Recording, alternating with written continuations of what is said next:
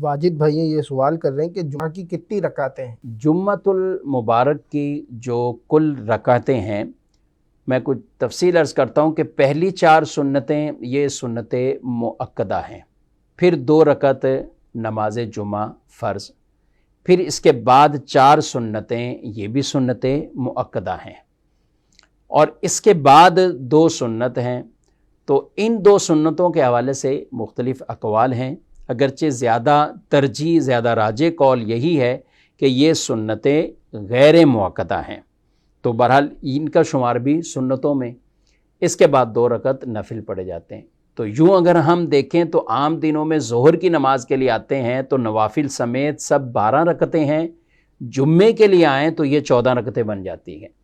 بہرحال نوافل وہ آدمی کو پڑھنے چاہیے، ثواب ملے گا، لیکن اگر ترک کرتا ہے تو اس پہ کسی طرح کی ملامت یا گناہ نہیں ہے۔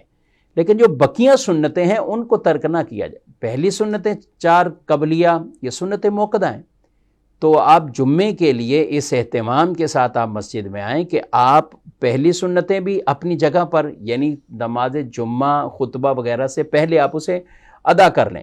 اس اہتمام سے ہمیں آنا چاہیے اور کوشش کرنی چاہیے پہلے آ جائیں۔ عموماً بیان ہوتا ہے، واعظ ہوتے ہیں، تو آپ کو علم دین سیکھنے کو ملے گا۔ تو پہلی سنتیں بھی اپنی جگہ پر آپ قبلیہ سنتیں قبل پڑھ لیں، پھر 2 رکعت نماز جمعہ جماعت کے ساتھ جو پڑھیں گے، اس کے بعد بھی 4 سنتیں، پھر 2 سنتیں ہیں، اور ذہن نصیب اس کے بعد 2 نفل بھی پڑھتے ہیں، تو یہ کل یوں 14 رکعتیں بن جاتی ہیں۔ لیکن بہرحال سنت مؤکدہ اس کو ہرگز ترک نہ کیا جائے۔